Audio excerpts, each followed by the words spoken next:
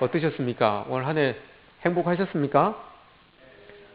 별로 덜 행복하셨습니까? 왔다 갔다 했습니까? 행복하기도 하고 불행하기도 하고 힘들기도 하고 뭐 이랬습니까?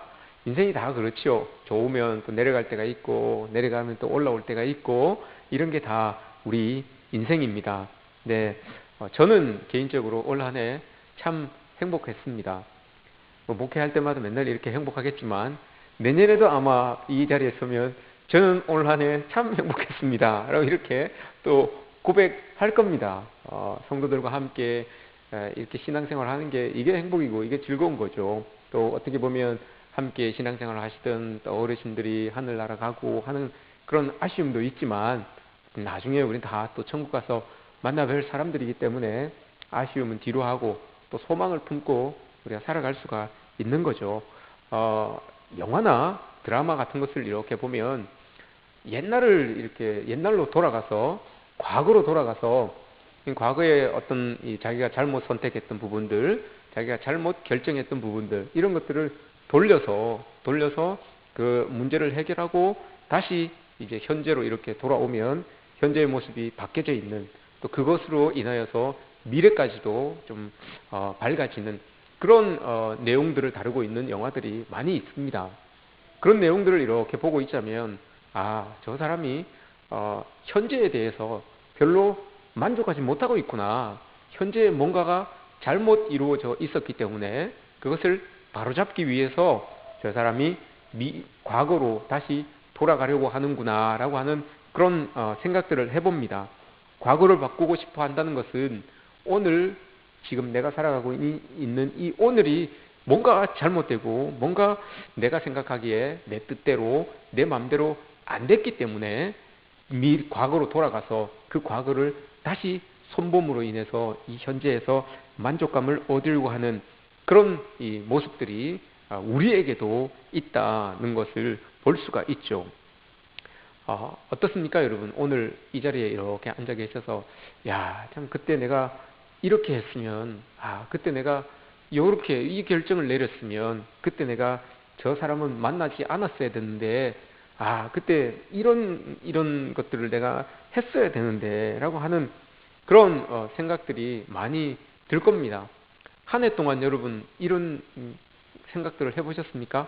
한 해를 돌아보면서 이때 내가 이걸 했었어야 되는데 그때 내가 이렇게 했어야 되는데 그때는 이거 하지 말았어야 되는데 라고 아쉽기도 하고 후회가 되기도 하고 하는 그런 내용들이 여러분 혹시 가지고 있습니까? 그렇게 가지고 있는 것은 괜찮은데 거기에 너무 집착해서 현재를 제대로 살지 못한다는 것은 이건 분명히 건강하지 못한 겁니다. 건강하지 못한 그런 생각을 가지고 있는 겁니다. 과거의 일들이 지금 현재나 미래에 있어서 어떤 걱정으로 근심으로 남아 있다면 이건 분명히 우리가 그리스도인으로서 잘못 생각하고 있다는 겁니다. 과거에 잘 됐으면 지금도 잘 됐고 지금 잘 되면 미래도 잘 된다. 이건 전형적인 운명론이죠. 과거가 안 됐으니까 그때 이렇게 했으면 이렇게 됐을 텐데 라고 하는 이건 다 결과론적인 내용이니까 이건 그리스도인들에겐 맞지 않아요.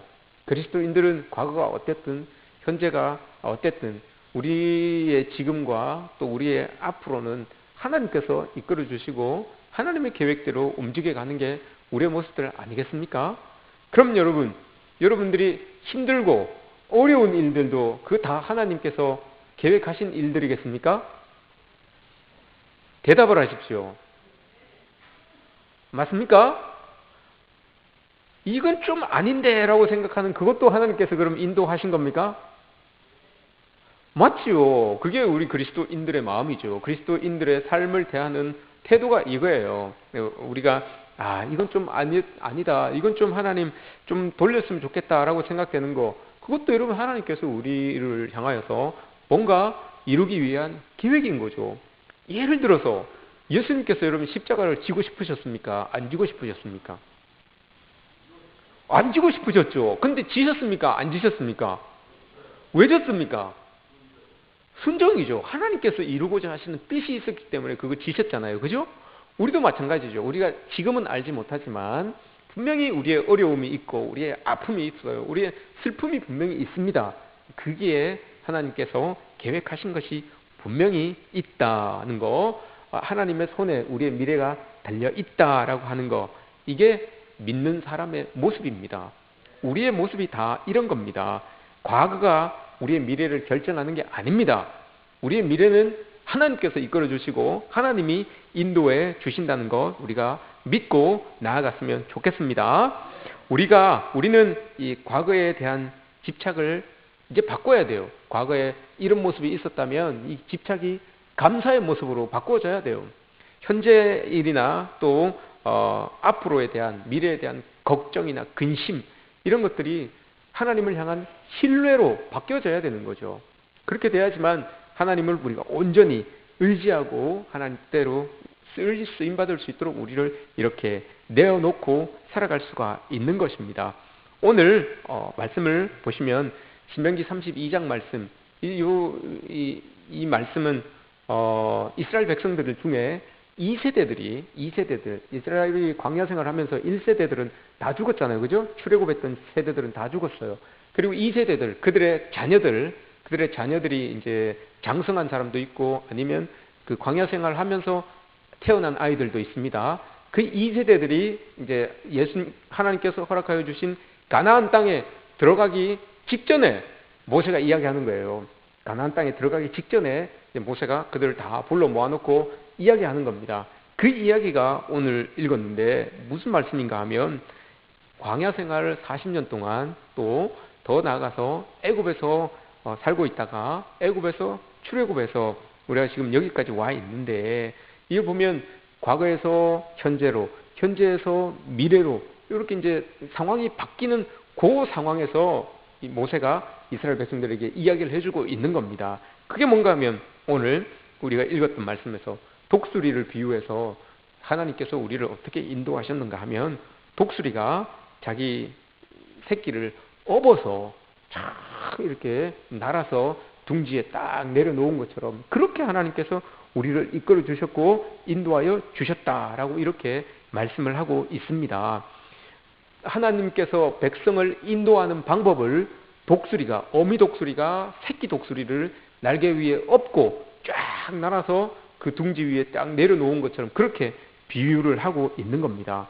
그러면서 이 몇 가지를 이야기하고 있는데, 보금자리를 이렇게 독수리가 막 어지럽힌다라고 이렇게 이야기를 하잖아요. 보금자리를 어지럽힌다는 말이 여러분 어떤 의미겠습니까? 어미가 새끼가 있는 그 보금자리를 막 어지럽힌대요. 이게 어떤 내용일까요, 여러분? 우리 삶에 어떻게 보면 이게 우리 삶에 주는 어려움이에요. 보금자리 안에 새끼들이 가만히 있어야지 그곳에서 엄마가 주는 먹이도 먹고 그것에서 커갈 거 아닙니까? 근데 엄마가 생각했을 때 이제 저 새끼들이 날아야 될 때가 되면 둥지에 있으면, 계속 있으면 못 나르잖아요. 그러니까 어미가 딱 판단했을 때, 이제 날아야 될 때구나 라고 해서 둥지에 들어가서 어미가 날개로 새끼들을 막 쳐내는 거예요. 둥지에서 이 새끼들을 막 밖으로 쳐내는 거예요. 그럼 새끼들이 어떻게 되겠습니까? 둥지에서 떨어지겠죠. 그죠? 둥지에서 떨어지면 새끼들이 바로 땅바닥에 툭 떨어져서 머리 쾅 박을까요? 어떻게 할까요? 둥지에서 떨어지면서. 그렇죠. 살라고 애를 쓰는 거예요. 날개를 막 이렇게 날개에 힘을 기르는 거예요. 그렇게 해서 뚝 떨어질 때 바로 안 떨어지고 막 살라고 애를 쓰는 거예요. 날개짓을 하면서. 그러면 날개에 힘이 이제 생기고 나는 법을 배우는 거예요. 그런데 한 번에 안 돼요, 그게. 그러면 딱 떨어지려고 하면 엄마가 밑에 착 가서 받는 거예요. 그래서 다시 올라가서 둥지에 놓고, 그걸 몇 번을 해요. 둥지에 놓고 있으면 새끼들이 살았다라고 마음을 놓고 있으면 또 엄마가 들어가서 막 휘젓는 거예요. 그럼 또 떨어지겠죠. 또 떨어지면서 또 날개짓을 막 하는 겁니다. 그러면 처음 떨어질 때와 두 번째 떨어질 때와 세 번째 떨어질 때, 어떨 때 날개짓이 제일 좀 더 어른스러워지겠습니까? 세 번째예요.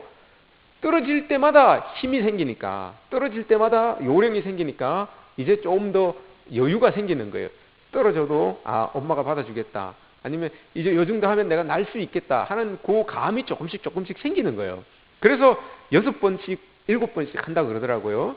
그 독수리의 습성상 그렇게 하면 이제 한 번 더 헛으면 자기가 이제 난다요. 자기가 날아가지고 자기가 둥지에 이렇게 올라와 앉는다라고 이렇게 이야기를 해요. 이게 하나님께서 이스라엘 백성들이 광야 시간을 보낼 때 여러분 참 어려움이 많았지 않습니까?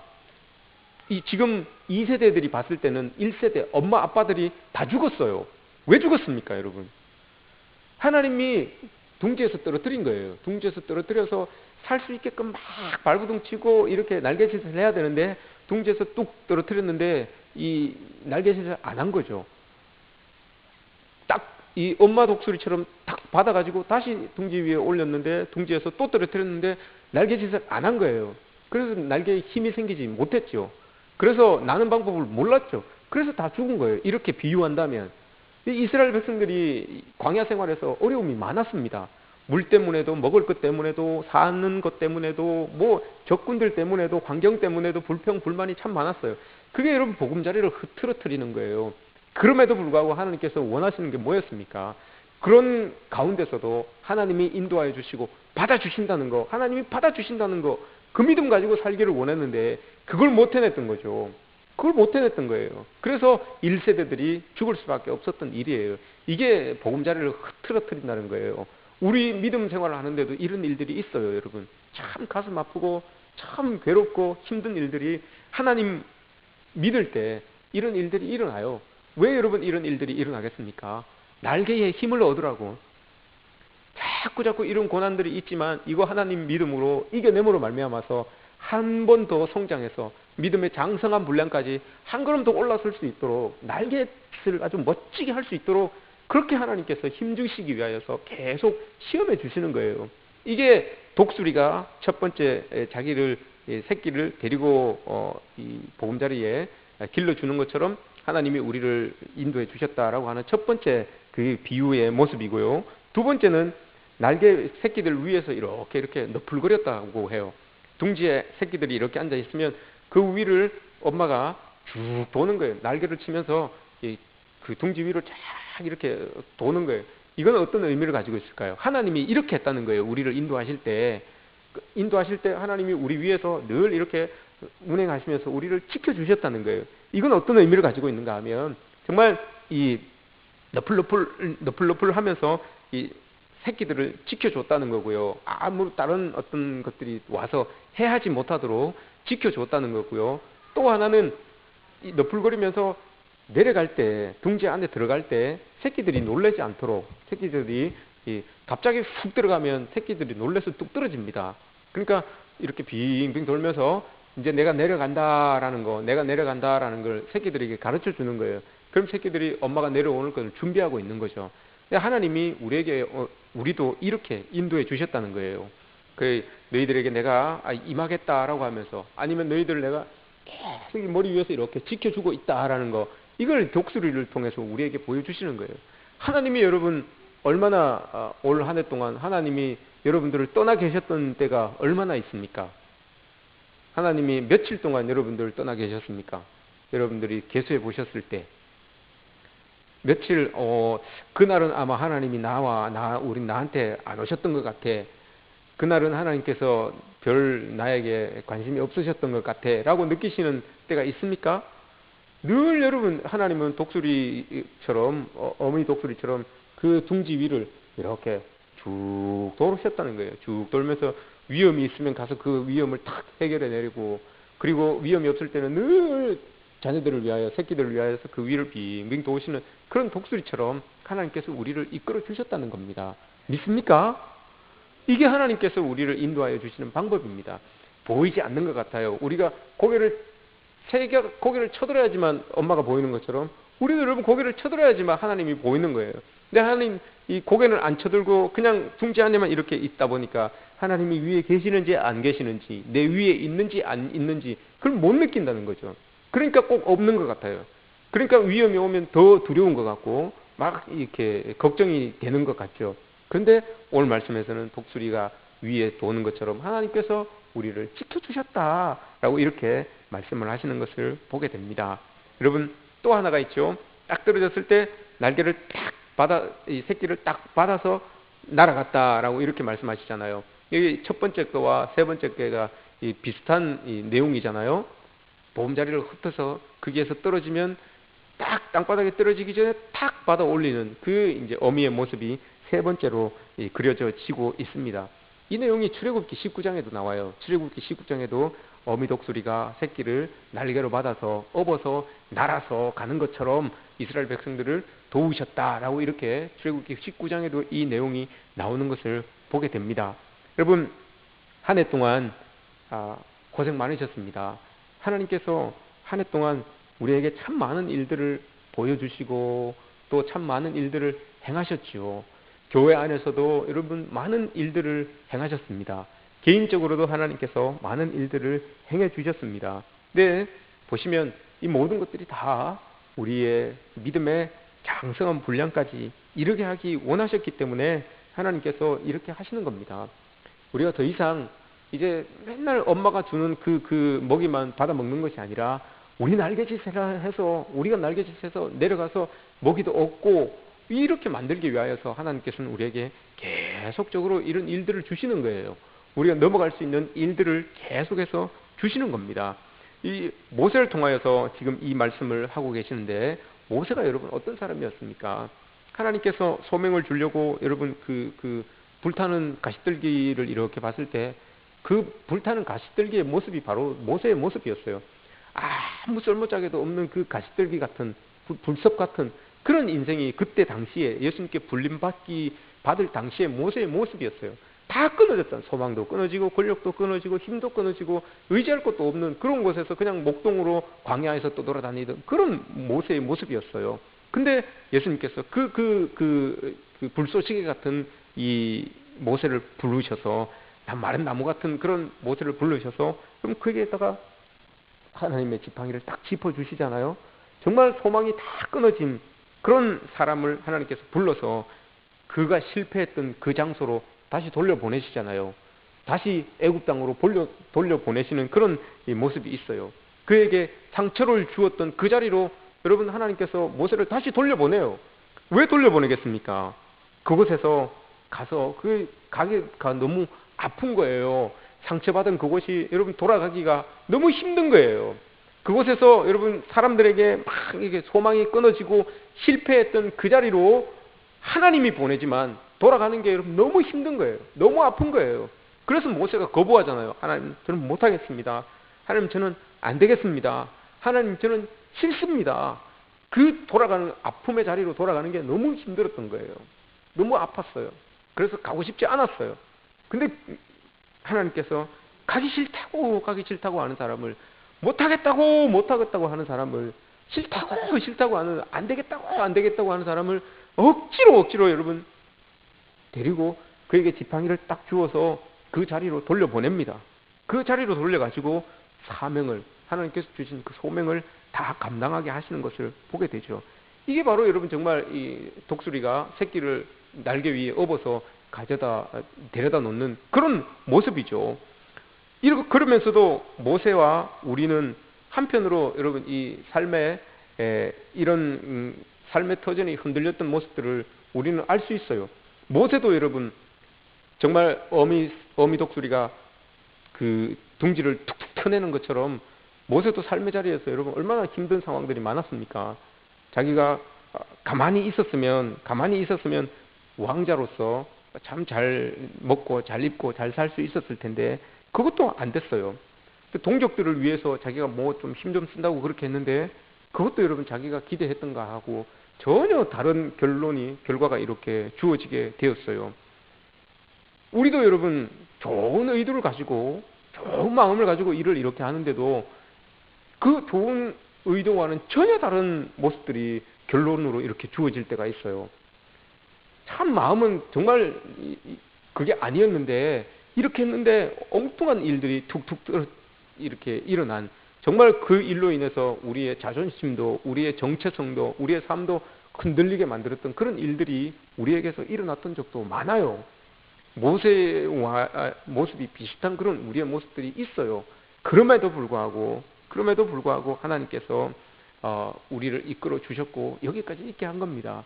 우리 교회도 여러분 마찬가지죠. 우여곡절이 여러분 교회 속에서 얼마나 많았습니까? 우리 지나온 교회의 모습 속에서 우여곡절이 얼마나 많았습니까, 여러분? 이거 하면 여기서 터지고, 이거 하면 여기서 터지고, 뭐 이런 일들이 참 많았어요. 그런데 여러분, 그럼에도 불구하고 하나님께서 우리 교회를 사랑하여 주시고 우리 교회를 불쌍히 여겨 주셔서 교회가 여기까지 온 거예요. 그렇지 하나님의 은혜가 없었으면, 하나님의 긍휼이 없었으면 여러분 교회가 교회되지 못합니다. 하나님의 긍휼이 있었기 때문에, 그래도 진내오 중에라도 하나님의 긍휼이 있었기 때문에 여러분 교회가 교회답게 이곳에 설 수가 있었던 거예요. 그게 아니면 여러분 하나님의 은혜가 아니었으면 우리 교회는 정말 교회답지 못한 교회로 문 닫을 수가 있었어요. 진짜. 그런데 그런 고비들을 다 정말 하나님의 은혜로, 인간들은 아무것도 하지 않았지만 하나님의 은혜로, 오로지 하나님의 은혜로 교회가 여러분 이곳에 이렇게 설 수가 있었던 겁니다. 정말 독수리가 자기 새끼를 사랑하는 그 마음으로 하나님이 우리 교회를 등에 업고 여기에 이렇게 내려놓으신 거예요. 그걸 여러분 우리가 감사하면서 살아가야 되는 겁니다. 여러분 어떻습니까? 우리 교회를 생각하실 때 여러분 마음속에 이제 어떤 마음이 드십니까? 이전 것은 다 지나갔습니다, 여러분. 자꾸 예전에 있었던 일들을 가지고 와서 그거 아파하지 마십시오. 그거 가지고 아파하지 마십시오. 예전에 잘 안 됐던 그 교회의 모습을 가지고 여러분 가지고 오셔서 자꾸 그것으로 스스로 상처를 만들지 마십시오. 이제 우리에게 주어진 것은 2020년이에요. 2010년도도 아니고 2011년도도 아니고 2019년도도 아니고 2020년이에요. 2020년도에는 새로운 일을 펼치실, 새날을 보여주실 그 하나님을 의지하면서 우리가 나아가는 거죠. 바라고 원하기는 2020년도에도 하나님께서 정말 독수리가 자기 새끼를 날개 위에 태우고 하늘을 날아서 둥지까지 가는 것처럼 그런 은혜가 우리 교회 속에 넘쳐나기를 축복합니다. 여러분들 삶 가운데도 이런 독수리처럼 어미 독수리가 새끼 독수리를 등에 태우고 날아가는 그런 은혜가 여러분들의 삶 가운데서 있어지기를 축복합니다. 기억이라고 하는 것이 여러분 정체성, 사람의 정체성을 만든다라고 이런 말이 있습니다.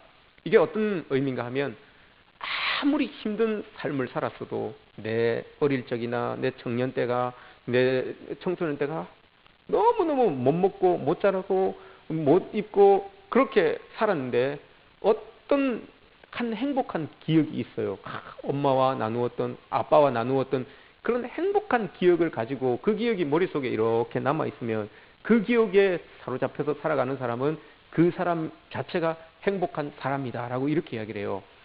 아무리 불우한 환경 속에서 자랐어도 누가 보기에도 저 사람 참 불우하다라고 이렇게 생각되는 그런 처지에 있을지라도 자기 스스로가 행복한 기억을 가지고 살아가면 아, 그 사람, 저 사람 참 나는 참 행복하다라고 이렇게 이야기를 합니다. 반대도 있어요. 다 부유하고 다 넉넉하고 넘쳐나는 삶을 살았지만 어떤 한 사건으로 인해서 내가 참 난 불행하다, 난 참 안 됐다라고 이런 마음을 가지고 살아가면 그 생각이 나를 만들어가는 거예요. 그래서 모든 것들을 가지고 살아도 부족한 것 하나 없이 살아도 그 사람은 불행한 사람이다라고 이렇게 이야기를 합니다. 여러분은 어떠십니까? 어떤 분들입니까? 행복한 사람들입니까? 불행한 사람들입니까? 행복한 사람들이죠. 다 안 돼도 여러분, 모든 것 다 안 가지고 있어도 하나님이 나를 잡아주신다. 야, 그것만 가지고 있으면 나는 행복하다. 이 마음은 있으면 여러분 우리는 행복자예요. 이스라엘 백성들에게 모세가 자기 스스로를 이렇게 하나님이 이스라엘 백성들에게 그렇게 이야기를 하잖아요. 하나님의 백성들, 이스라엘 백성들, 나는 행복한 사람입니다. 라고 이렇게 이야기를 해요. 왜 그렇습니까? 세상 천지에 당신들처럼 그렇게 구원받은 사람은 없습니다. 이렇게 이야기를 해요. 세상 천지에 여러분들처럼 구원받은 사람은 없습니다. 여러분 세상 천지에 우리처럼 나처럼 구원받은 사람은 없어요. 이렇게 여러분 저처럼 구원받은 사람이 어디 있습니까? 저는 어릴 때도 이렇게 살았고 이렇게 했는데 어떻게 하나님의 은혜로 저를 구원해 주셨어요. 그 은혜 생각하면 참 감격이고 참 감사죠. 나처럼 이렇게 구원받은 사람이 없어요. 이게 여러분 고맙고 감사해서 하나님께 영광을 돌리는 것이고 그게 여러분 하나님 보시기에 야, 내가 행복한 사람이구나 라고 이렇게 고백할 수 있는 겁니다. 여러분 우리가 우리 교회처럼 하나님께 사랑받는 교회가 없습니다. 여러분 꼭 기억하십시오. 우리 여러분 옆에 있는 분들처럼 하나님께 사랑받는 사람들이 없어요. 그렇게 여러분 우리의 정체성을 만들어가는 것이고 그렇게 우리 교회의 정체성을 만들어가는 거예요. 그렇게 우리 교회가 커져가는 겁니다. 이게 있어야지만 우리 2020년도에 하나님께서 우리 교회를 통하여서 이루고자 하시는 일들이 꼭 이루어질 겁니다. 여러분 옆에 한번 인사하십시오. 옆 사람들 이렇게 보고 당신 참 행복한 사람입니다. 하나님께서 당신처럼 구원한 사람이 없습니다. 당신 참 행복한 사람입니다. 그 외에도 당신 참 행복한 사람입니다. 예? 최 집사님, 이 집사님, 당신 참 행복한 사람입니다. 엄마한테 그렇게 해보십시오. 예. 여러분들 다 그렇게 정말 행복한 사람입니다. 우리처럼 이렇게 구원받은 사람이 없어요. 이거 여러분 꼭 기억하시고 내년 한 해에도 이 행복한 마음을 가지고 여러분 하나님께서 주시는 일들 또 주께서 이루고자 하시는 그 계획들 나를 통하여서 꼭 이루어 가신 그런 복된 여러분들의 삶이 되시기를 주님의 이름으로 축복합니다.